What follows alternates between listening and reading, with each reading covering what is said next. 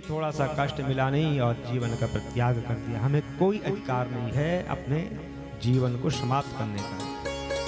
जिसने जीवन दिया है उसी का अधिकार है लेने का।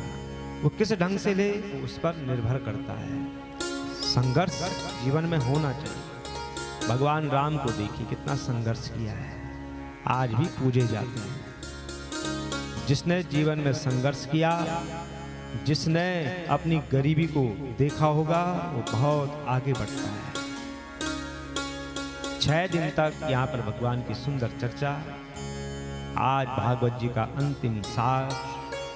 तो आइए हम अपने इस चंचल मन को ले चलते हैं नैमिषारण्य की पावन भूमि में, गंगा जी के पावन तट पर, जहाँ पर सूत जी महाराज सौनकादि ऋषियों को कथा सुना रहे हैं और निवृत्ति परायण परमहंस श्री सुखदेव मुनि भगवान राजा परीक्षित।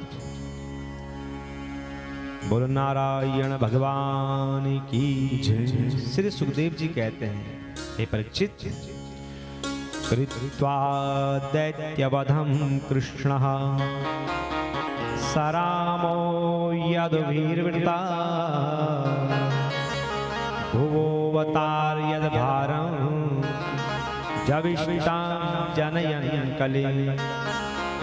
परीक्षित, भगवान श्री कृष्ण और बलराम जी ने यदुवंशियों के साथ मिलकर के बहुत से दैत्यों का संहार किया है, पृथ्वी का भार हरण किया है। भगवान शक्तिमान है, सत्य संकल्प है।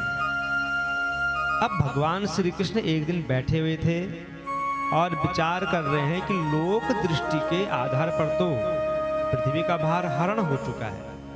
लोगों की दृष्टि में तो यह है कि पृथ्वी का भार हरण हो गया है, अब सब स्वस्थ हैं, किंतु मेरी दृष्टि में अभी भी पृथ्वी पर बहुत बड़ा भार है। ये भगवान श्री कृष्ण सोच रहे हैं।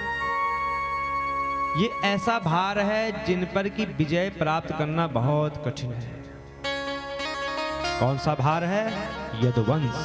ये भगवान कह रहे हैं, क्योंकि ये मेरे आश्रित हैं और मैं अब इनमें आपस में कलह करवाऊंगा, युद्ध करवाऊंगा, और जब ये समाप्त होंगे उसके बाद मैं शांति से अपने धाम को सिधार जाऊंगा। तो इस प्रकार भगवान मन में निश्चय करते हैं। और भगवान ने क्या किया? ब्राह्मणों के शाप के बहाने ही अपने वंश का संहार कर डाला। ब्राह्मणों के शाप को निमित्त बनाया भगवान, क्योंकि बिन कारण के कोई नहीं जाता है। राजा परीक्षित ने पूछा कि प्रभु, यदुवंशी तो ब्राह्मणों के सेवक थे, ब्राह्मणों से प्रेम करते थे, ब्राह्मणों के प्रति उनके भीतर श्रद्धा थी, पूजा करते थे, तो ऐसा कौन सा कारण हुआ कि जो ब्राह्मणों ने उनको शाप दे दिया और इस वंश का धीरे धीरे करके नाश होता गया? ये मैं जानना चाहता हूं। तो श्री सुखदेव जी कहते हैं, परीक्षित, भगवान श्री कृष्ण पूर्ण काम द्वारिका धाम में रहते हैं, वहीं पर क्रीड़ा करते हैं, और भगवान ने अपनी उदार कीर्ति की स्थापना की है और अंत में अपने कुल का संहार करके उपसंहार की इच्छा की है। राजा कहते हैं कि मैं सुनना चाहता हूं, ऐसा क्यों हुआ है? कर्माण्य पूर्ण निविहानि सुमंगलानि गाय जगत कलिमलापहराणि कृत्वा कालात्मना निवसता यदुदेवकेः पिंडारकम समगमन मुनयो निसृष्टः। परीक्षित, भगवान श्री कृष्ण ने ऐसे ऐसे मंगलमय कृत्य किए हैं जिनका जो भी स्मरण करता है, केवल याद करने से उसके सारे पाप नष्ट हो जाते हैं। देखो, याद रखना, जीवन में हमें दुख क्यों मिलता है, हमें कष्ट क्यों मिलता है? हमें दुख देने वाला हमारा पड़ोसी नहीं है,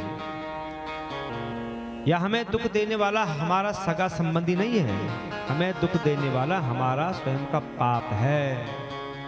जब तक ये पाप हमारे भीतर है तब तक हम दुखी रहेंगे। और ये पाप एक जन्म का नहीं है, ना जाने कितने जन्मों से हम पाप करते आ रहे हैं।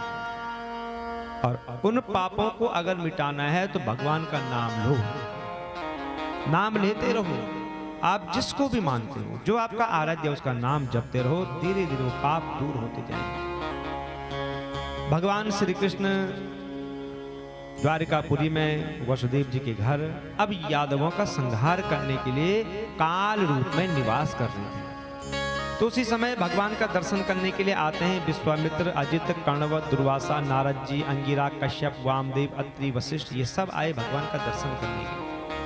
सबने भगवान का दर्शन किया, भगवान की स्तुति करी, भगवान को प्रणाम किया और फिर वहीं पास में एक पिंडारक नाम का क्षेत्र है, वहां जाकर के ये निवास करते हैं। और इधर एक दिन की बात है, क्रीडन्तस्तानुवव्रज्य कुमारा यदुनंदना उपसक्रिय पपुच्छुरा विनीता विनीत भवा। एक दिन की बात है, यदुवंश के कुछ उद्दंड बालकों ने क्या किया, जामवती का पुत्र है जिसका नाम है सांब, इनके मन में पता नहीं क्या आया। होता ही है, विनाश काले विपरीत बुद्धि, जब विनाश का समय आता है तो बुद्धि बदल जाती है। बच्चा रोज पूरब दिशा की ओर से स्कूल जा रहा है रोज, और एक दिन उत्तर की ओर से जा रहा है तो सचेत हो जाओ, क्यों जा रहा है, रोको उसे।